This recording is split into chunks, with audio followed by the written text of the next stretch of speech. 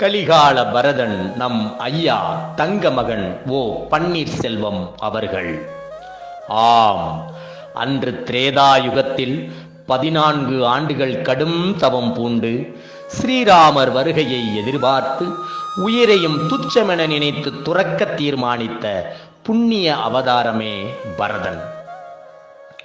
இன்று கலியுகத்தில் நம் அம்மா புரட்சித் தலைவின் இக்கட்டான சூழ்நிலைகளில் கழகத் தூணாக, நம் அம்மாவின் பிம்பமாக, நம் அம்மாவின் அன்பு கட்டளைக்கு அடிபணிந்து ஆட்சி பொறுப்பை ஏற்று நம் அம்மாவின் வருகைக்காக ஏங்கி கிடந்த புண்ணிய அவதாரம் நம் தங்கமகன் ஓ பன்னீர்செல்வம் அவர்கள்.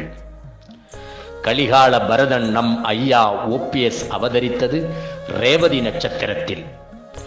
இந்த நட்சத்திரத்தில் பிறந்தவர்கள் பலசாலிகளாகவும் புத்தி கூர்மை உள்ளவர்களாகவும் சுதந்திரமாக இருக்க ஆசைப்படுபவர்களாகவும் அதே நேரம் அடக்கத்தின் அங்கமாகவும் நீதிக்கும் நேர்மைக்கும் நியாயத்திற்கும் தர்மத்திற்கும் கட்டுப்பட்டவர்களாகவும் எடுத்த முடிவில் தீர்க்கமாகவும் விவேகத்தையும் வேகத்தையும் இரு கண்களாக கொண்டவர்களாகவும் இருப்பார்கள். மேற்கூறிய குணநலன்கள் நம் ஐயா ஓபிஎஸ் அவர்களுக்கு இருப்பது நம் கண் முன்னால் காணும் நிஜமே.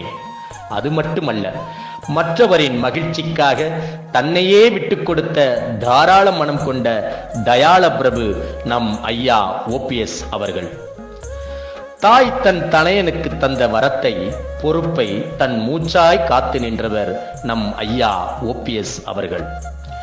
பதவி என்பது தோளிலே போடக்கூடிய துண்டு போன்றது, கொள்கை என்பது இடுப்பிலே கட்டக்கூடிய வேட்டி போன்றது எனும் வாக்கிற்கு ஏற்ப வாழ்ந்து காட்டுபவர் நம் ஐயா ஓபிஎஸ் அவர்கள்.